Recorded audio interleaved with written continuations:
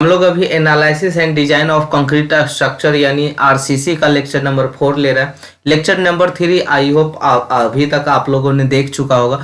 तो यहाँ पे हम ये बोलना चाह रहे थे कि इसका जो अगला टॉपिक है बीम, वो बहुत ही ज़्यादा इंपॉर्टेंट है।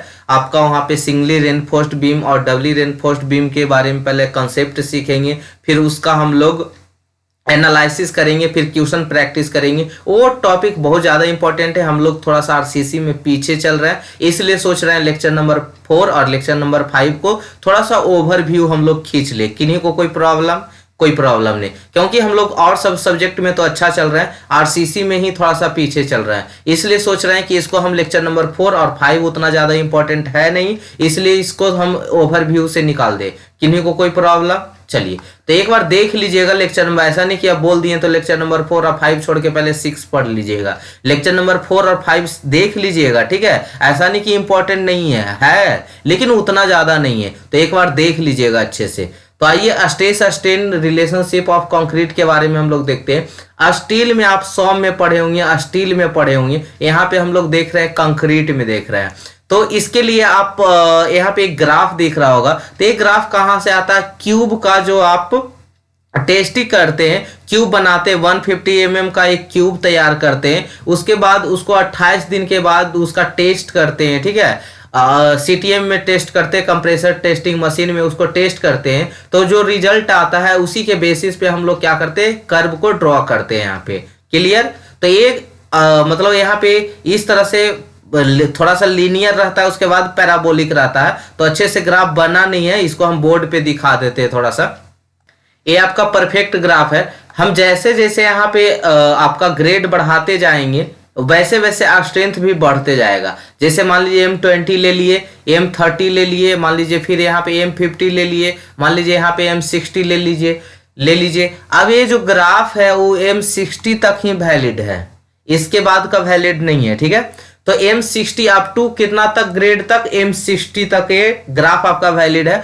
यहाँ पे क्या हम लोग देखते हैं कि जैसे जैसे ग्रेड बढ़ाते जा रहे हैं वैसे वैसे इसका स्ट्रेंथ भी बढ़ते जा रहा है। 40% ऑफ पीक स्ट्रेस तक इसका जो मतलब बिहेवियर है वो लीनियर रहता है, उसके बाद पैराबोलिक हो जाता है, ठीक है। ये जो 0.002 दिख रहा है वो आपका प्रूफ स्ट्रेन है। हम सभी पॉइंट बता देते हैं, वही चीज आपका कॉपी में लिखा होगा।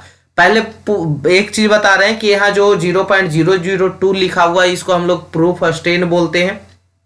सॉम में देखे होंगे इस चीज को। जैसे जैसे हम ग्रेड बढ़ाते जाएंगे, जैसे जैसे ग्रेड बढ़ाते जाएंगे वैसे वैसे आपका स्ट्रेंथ क्या होगा, बढ़ते जाएगा। किन्हीं को कोई प्रॉब्लम यहाँ तक नहीं। उसके बाद सुनिएगा, ये जो टेस्ट हम लोग करते हैं, क्यूब टेस्ट करते हैं, ठीक है। क्यूब टेस्ट को 150 mm का एक क्यूब टेस्ट करते हैं, ठीक है। उसके बाद 28 दिन के बाद इसका हम लोग क्या करते हैं, स्ट्रेंथ निकालते हैं सीटीएम में डालकर, कंप्रेशन टेस्टिंग मशीन में डालकर इसका हम लोग क्या करते हैं, स्ट्रेंथ चेक करते हैं। उसी के बेसिस पे हम लोग क्या करते हैं, यहाँ पे ग्राफ ड्रॉ करते हैं। क्लियर? यहाँ तक किन्हीं को दिक्कत? एक आएगा, नाम आएगा सिलेंडर, और एक आएगा जैसे मान लीजिए सिलेंडर हो गया। फिर आप जो स्ट्रक्चर बना रहे हैं, जैसे मान लीजिए बिल्डिंग बना रहे हैं, यहाँ आपका हो गया क्यूब। तो क्यूब में जो आपका स्ट्रेंथ होता है, जो क्यूब में स्ट्रेंथ होता है वो मान लीजिए FCK, ठीक है, 1। मान लीजिए यहाँ पे 100 न्यूटन पर mm² है। यहाँ पे कितना है, 100 न्यूटन पर mm² है। तब इसका जो सिलेंडर में आएगा, क्यूब का कितना साइज ले रहे हैं, 150 mm का। अगर सिलेंडर आपका 150 mm का है, 150 mm का हाइट इसका 300 mm का है, तो जो इसमें स्ट्रेंथ आएगा, यानी एक क्राइटेरिया हो गया डायमेंशन का, तो 100 mm है, 100 न्यूटन पर mm² है, तो इसका स्ट्रेंथ इसमें मात्र 0.8 टाइम्स आएगा, यानी 0.8 इंटू 100, तो इसमें कितना स्ट्रेंथ होगा, तो 80 न्यूटन पर mm² होगा। इसका भी 85% किस में आता है, बिल्डिंग में आता है, यानी स्ट्रक्चर में आता है। तो यानी क्यूब का टेस्टिंग जो होता है उससे कम स्ट्रेंथ किस में आता है, सिलेंडर टेस्टिंग में, और उससे भी कम किस में आता है, आप जो बिल्डिंग पे अप्लाई करते हैं। मतलब ये सब नोट में अभी समझिएगा। तो बस इतना, पहले कर्व के बारे में थोड़ा सा समझा देते हैं। वहां पे तो हम लोग कर्व देख लिए थे, जो अभी कर्व बनाए थे वहां पे देख लिए थे, उसी को बनाइएगा। यहाँ पे देखिए, कुछ गलत नहीं था, बस लाइन जो है ना यहाँ पे पहले, यहाँ पे क्या 40% तक स्ट्रेट लाइन होता है, उसके बाद ये क्या होता है, पैराबोलिक होता है, और उसके बाद स्ट्रेंथ बढ़ते जाएगा तो ये भी इसका यहाँ तक रहेगा। ठीक है, तो यही बस डिफरेंस था। और ग्रेड बढ़ाते जा रहे हैं तो M20, M30, M40 कहाँ तक जाएगा, M60 तक जाएगा। ठीक है, देखिए यहाँ पे the above stress strain relationship is based on the cylindrical testing, यहाँ पे लिख दीजिएगा क्यूब टेस्ट। ठीक है, क्यूब टेस्ट भी। तो इसके आगे जस्ट टॉपिक है उसको हम समझा रहे हैं। In RCC as per IS code 456/2000 the above curve is only valid up to grade M60। कहां तक वैलिड होगा, M60 तक। The peak value of stress may be achieve at the strain 0.002। इसी को हम लोग क्या बोल रहे थे, प्रूफ स्ट्रेन बोल रहे थे। ठीक है, तो ये जो पीक वैल्यू होता है स्ट्रेस का, वो कहां पे आपको अचीव होता है, 0.002। ये जो पीक वैल्यू है उसका 40%, यहाँ पे देखिएगा इस ग्राफ में देखिएगा, इसका जो 40% है पीक वैल्यू का 40, जैसे मान लीजिए पीक वैल्यू यहाँ पे प्राप्त हुआ, आपका अचीव हुआ यहाँ पे पीक वैल्यू, तब पीक वैल्यू का 40% तक जो आपका बिहेव करेगा वो लीनियर करेगा, और उसके बाद जो ग्राफ आपको बिहेव करेगा वो कैसा करेगा, पैराबोलिक करेगा। इस चीज को ध्यान रखिएगा। तो यहाँ पे देखिएगा स्टेटमेंट भी लिखा होगा कि the linear behaviour of curve will be at 40% of peak stress. Linear behaviour कहां तक आता है, तो 40% ऑफ पीक स्ट्रेस तक। ठीक है, as per the grade of concrete increases brittleness will also भी इंक्रीजेज। अगर आप कंक्रीट का ग्रेड बढ़ाते जा रहे हैं तो आपका ब्रिटलनेस भी क्या होते जाएगा, बढ़ते जाएगा। कोई डॉट नहीं। चलिए अगला पॉइंट आते हैं, the grade of concrete is inversely proportional to deformation before the failure. अगर आप कंक्रीट का ग्रेड बढ़ाते जा रहे हैं तो वहां पे डिफॉर्मेशन, अगर स्टील रहता है तो स्टील का डिफॉर्मेशन आता है ना, डिफ्लेक्शन देता है, जिसके कारण हमको फेल होने से पहले वार्निंग दे देता है कि हम अब फेल होने वाले, बोल के नहीं देता है। हम लोग क्या करते हैं, बिहेवियर उसका चेक करते हैं। यही चीज हम लोग सिंगली और डबली में अभी देखेंगे हम लोग। ठीक है, as the brittleness increases elastic modulus of concrete will also increases. अगर ब्रिटलनेस होगा, अब ब्रिटलनेस बढ़ेगा, बढ़ने का मतलब ग्रेड को आप बढ़ा रहे हैं, तो जैसे ही आप ग्रेड को बढ़ाइए, ग्रेड ऑफ कंक्रीट को बढ़ाइएगा, वैसे ही आपका मॉडुलस ऑफ कंक्रीट क्या हो जाएगा, बढ़ जाएगा। और ये कितना होता है वैल्यू, तो आईएस कोड 456/2000 के अकॉर्डिंग 5000 √f होता है। अगर हम 1978 की बात करें तो उसके अकॉर्डिंग 5700 √f होता है। तो बस सब पॉइंट आगे मिलते जाएगा, बस आप सीखते जाइए। ठीक है, और किन्हीं को प्रॉब्लम नहीं ना हो रहा, इतना तक ओवरव्यू चलेगा ना, या डीप करना है या और मतलब कि और फास्ट करना है, तो हमें तो नहीं लगता कि अब इससे ज्यादा डीप करना चाहिए। ठीक है, इतना काफी है। ठीक है, इतना एक्सप्लेनेशन काफी है।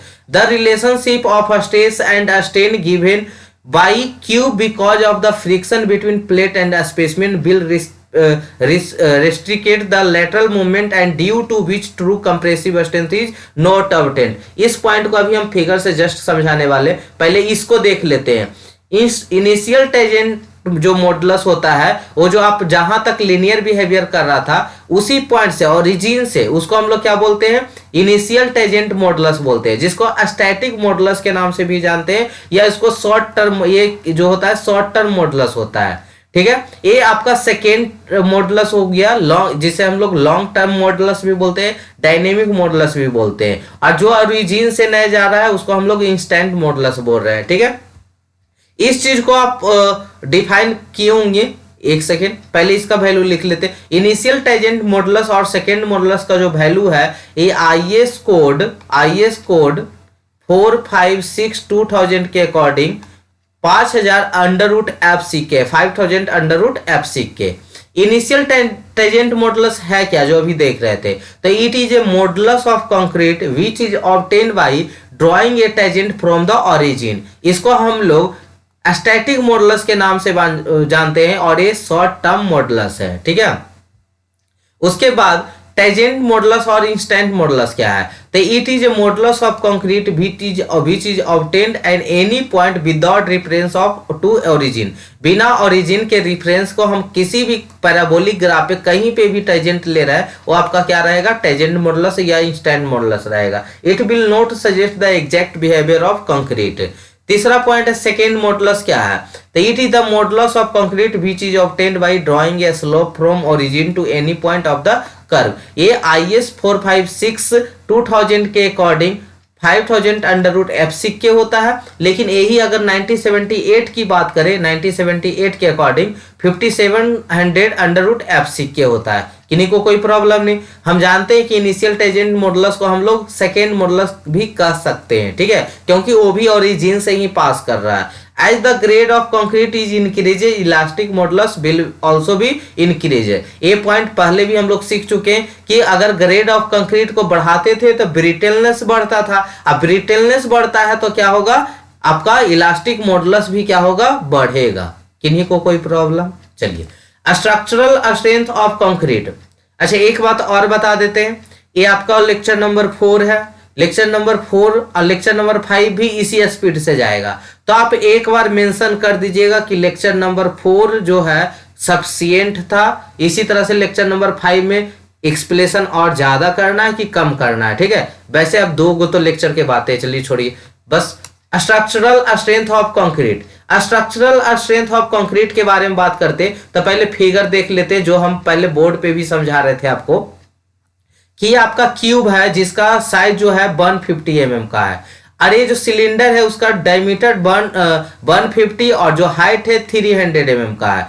तो जब स्ट्रेंथ जो होगा इसमें 1 एफ सिक्के है, तो इसका 0.8 टाइम्स एफ सिक्के किस में आएगा? सिलेंडर में आएगा। मतलब इसका जो स्ट्रेंथ होता है इसका इतना, मतलब क्यूब से कम किस में आता है? सिलेंडर में। और सिलेंडर से भी कम किस में आता है? जब आप बिल्डिंग पे अप्लाई करते हैं। यानी जितना अगर आप एक कंक्रीट का क्यूब बनाए हैं और उसका स्ट्रेंथ मान लीजिए 100 न्यूटन पर mm था, अब जब आप बिल्डिंग बनाइएगा तो उतना स्ट्रेंथ नहीं हमको मिल पाता है, उतना स्ट्रेंथ नहीं मिल पाता है शेप एंड साइज के कारण, शेप एंड साइज के कारण, ठीक है। तो ही शेप एंड साइज के कारण तो जो क्यूब में सबसे ज्यादा स्ट्रेंथ मिलता है, सिलेंडर में उससे कम मिलता है, और जब बिल्डिंग या स्ट्रक्चर बनाते हैं तो उससे भी कम मिलता है। और कितना कम मिलता है? एक क्राइटेरिया आपको मालूम होना चाहिए। तो एक क्राइटेरिया जो है क्यूब का 0.75 टू 0.85 टाइम्स होता है। यानी एवरेज की बात करें हम लोग यहाँ पे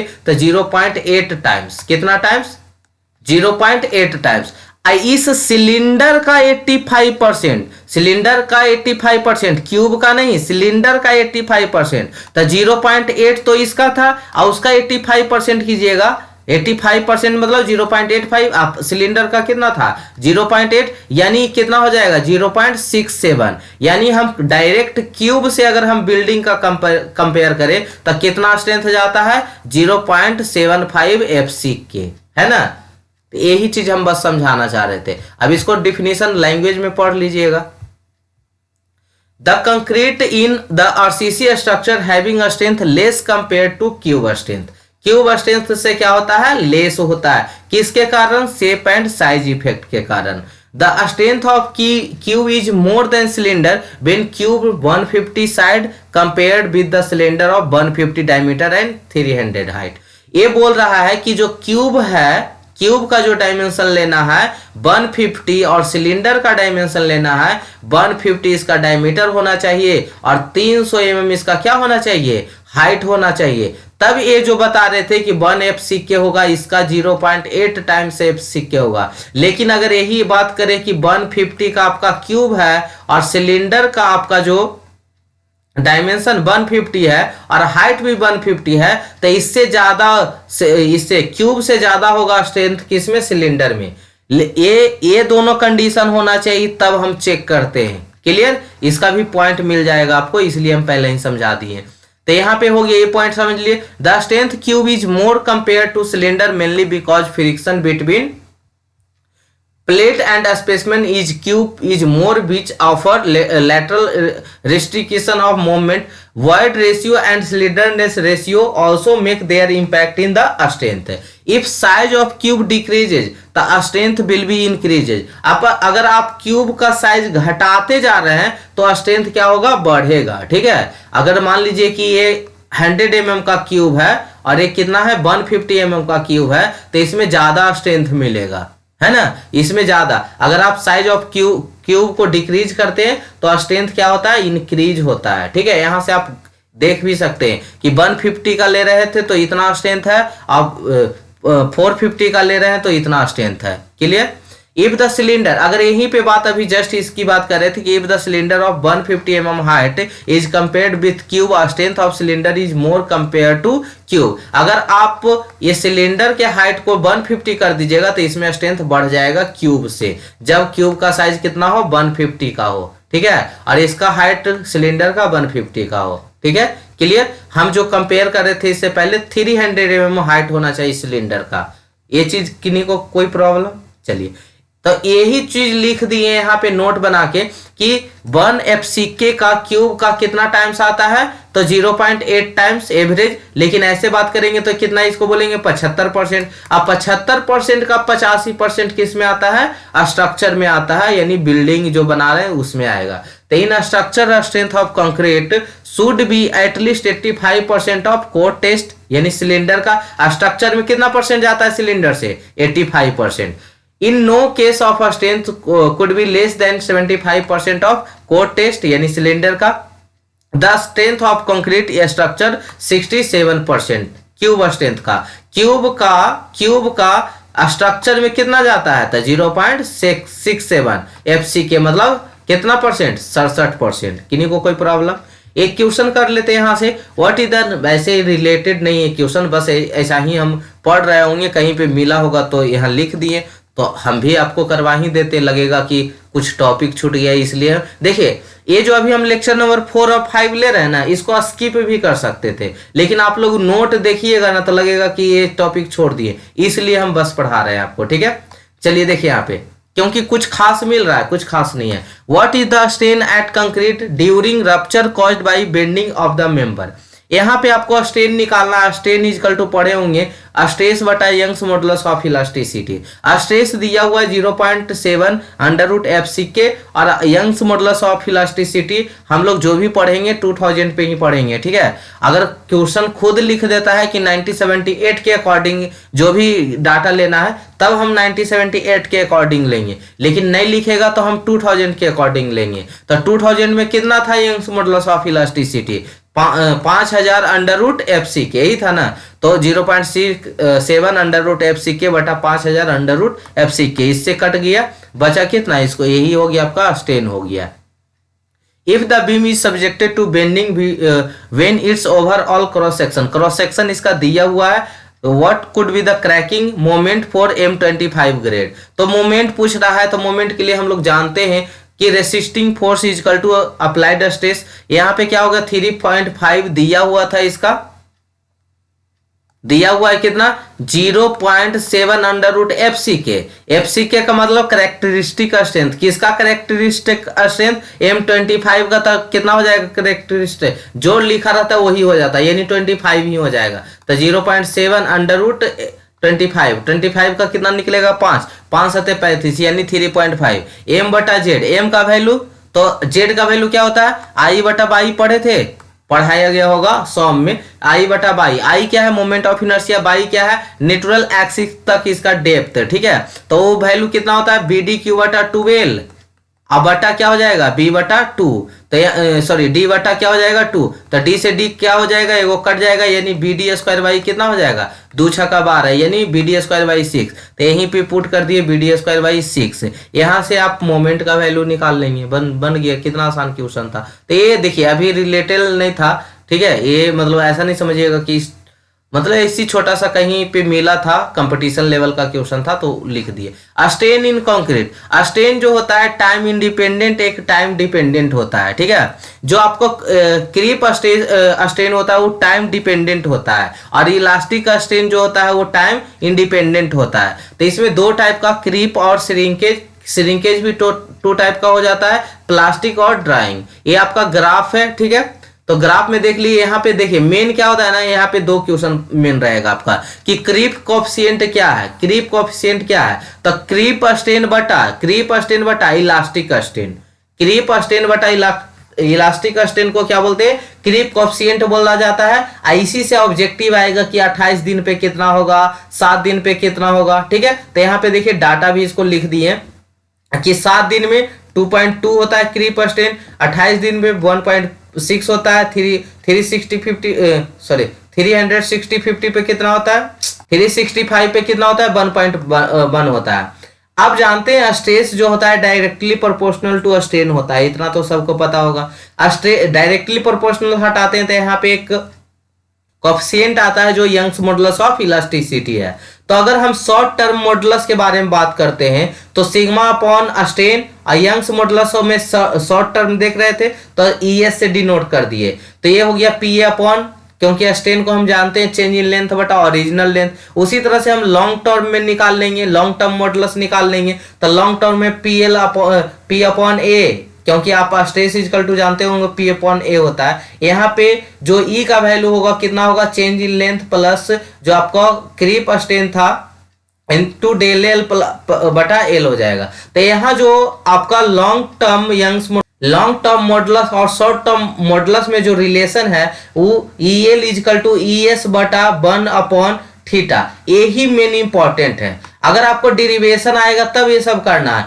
लेकिन डेरिवेशन कभी इस टॉपिक से आएगा नहीं। आपको सिंपल क्या रिलेशन रहेगा, क्वेश्चन आएगा इससे कि लॉन्ग टर्म मॉडुलस और शॉर्ट टर्म मॉडुलस दिया हुआ है तो क्रीप स्ट्रेन निकाले, या क्रीप स्ट्रेन दिया हुआ है, शॉर्ट टर्म मॉडुलस दिया हुआ है तो लॉन्ग टर्म मॉडुलस निकाले। बस यही रिलेशन याद रखिएगा। तो जो EL है आपका क्या है, लॉन्ग टर्म मॉडुलस है, लॉन्ग टर्म मॉडुलस है, और ES क्या है, शॉर्ट टर्म मॉडुलस है, शॉर्ट टर्म मॉडुलस है। जो अभी इसके शुरू में ही थोड़ा सा पढ़े थे कि short term modulus, long term modulus और इंस्टेंट मॉडुलस। मतलब लॉन्ग टर्म किसको बोल रहे थे, इनिशियल टेंजेंट मॉडुलस को, और शॉर्ट टर्म किसको बोल रहे थे, शॉर्ट टर्म बोल रहे थे इनिशियल टेंजेंट मॉडुलस को, और लॉन्ग टर्म मॉडुलस किसको बोल रहे थे, सेकेंड मॉडुलस को, ठीक है। तो यही सब रिलेशन निकालने के लिए आएगा, बस इतना ही काम है। और क्रीप स्ट्रेन तो यहाँ पे देख ही लिए कितना कितना होगा, तो 7 डेज पे 2.2 होगा, 28 डेज पे 1.6 होगा, 365 पे 1.1 होगा। क्लियर। अब आइए आगे बढ़ते हैं। यहाँ पे शॉर्ट टर्म मॉडुलस होता है जो ऑलवेज ग्रेटर होता है किससे, लॉन्ग टर्म मॉडुलस से। Creep in concrete is also due to movement of moisture, therefore in long term rate of creep will be decreases as the rate of creep decreases in long term 7 days of elastic modulus is less than the 28 days elastic modulus। Moisture content के कारण creep क्या होता है, वो बढ़ते जाता है, इसलिए जो लॉन्ग टर्म रेट है वो क्या हो जाएगा, ऑटोमेटिकली डिक्रीज हो जाएगा। जब ये डिक्रीज करेगा तो रेट ऑफ क्रीप जो है decrease in long term 7 days का जो इलास्टिक मॉडुलस होगा वो कम हो जाएगा, किससे, 28 डेज ऑफ इलास्टिक मॉडुलस से। अब टाइप्स ऑफ स्ट्रेंथ की बात कर लेते हैं। तो ये टाइप्स ऑफ जो स्ट्रेंथ है वो आप मटेरियल टेस्टिंग एवोल्यूशन पढ़े थे तो वहां पे हम लोग देखे थे। तो इसलिए यहाँ पे हम खाली शॉर्ट में उसको ये एक तरह से शॉर्ट नोट्स लिख दिए हैं। कंप्रेसिव स्ट्रेंथ है उसको हम लोग टेस्ट करते हैं, कंप्रेशन टेस्ट पे करते हैं, उसका जो सैंपल बनाते हैं 1x50x150x150। इक्विपमेंट यानी ऑपरेटर्स क्या होता है, तो यूटीएम और सीटीएम, ठीक है। कंप्रेशन टेस्टिंग मशीन, रिजल्ट क्या आता है, compressive strength eight a strain 0.002, यानी प्रूफ स्ट्रेंथ पे जो रिजल्ट आता है वही हम लोग क्या लेते हैं, कंप्रेसिव स्ट्रेंथ लेते हैं। क्लियर। तो ये देखिए ज्यादा डिटेल में नहीं, बस ये इसका शॉर्ट नोट्स बना दिए हैं, ठीक है। उसी तरह से फ्लेक्सुरल स्ट्रेंथ के बारे में, इसको हम लोग 2 पॉइंट टेस्ट और 3 पॉइंट टेस्ट भी बोलते हैं। स्पेसमेन जो होता है 150x150x700 mm का होता है। इसका जो ऑपरेटर्स होता है सीटीएम यूटीएम होता है। रिजल्ट जो होता है उसका 0.7 होता है। किन्हीं को कोई दिक्कत। स्प्लिट टेंसाइल स्ट्रेंथ की बात करें तो ये स्प्लिट टेंसाइल स्ट्रेंथ जो होता है हम लोग स्प्लिट सिलेंडर टेस्ट करते हैं जो 150 डाया का होता है, 300 mm लेंथ होता है। मतलब ये हो जाता है 150 और ये जो आपका हाइट है वो 300 mm। इक्विपमेंट क्या होता है, यूटीएम होता है। यूनिवर्सल टेस्टिंग मशीन होता है। जो इसका आंसर आता मतलब जो रिजल्ट आएगा 0.67 FB आएगा, ठीक है। Split 0.67 into 0.7 under root FCK, ठीक है, ये आपका रिजल्ट होगा। FCK मतलब जैसे M25 है तो FCK का वैल्यू कितना हो गया 25 न्यूटन पर mm स्क्वायर। M20 लिखा रहेगा तो FCK का वैल्यू कितना हो जाएगा 20 न्यूटन पर mm square. Direct tensile strength की बात करें तो इसका टेस्ट करते हैं हम लोग डायरेक्ट टेंशन टेस्ट। स्पेसिमेन जो होता है इसका 150 इंटू 150 इंटू 700 mm का होता है। ऑपरेटर्स जो होता है यूटीएम होता है। इसका रिजल्ट जो आता है 0.5 इंटू 0.67 अंडर रूट FCK, ठीक है, ये मिनिमम वैल्यू है। अब यहाँ पे FCK क्या है वही जैसे लिखा रहेगा M30 क्या है तो FCK का वैल्यू कितना हो जाएगा 30 न्यूटन पर mm स्क्वायर। क्लियर। अब आते हैं रेनफोर्समेंट के बारे में बात करते हैं। चलिए 25 मिनट का हो गया, इसको खत्म कर बढ़ा दे। चलिए इसको नेक्स्ट वीडियो से हम लोग करते हैं, ठीक है, इसको नेक्स्ट वीडियोस करते हैं लेक्चर नंबर 5 से।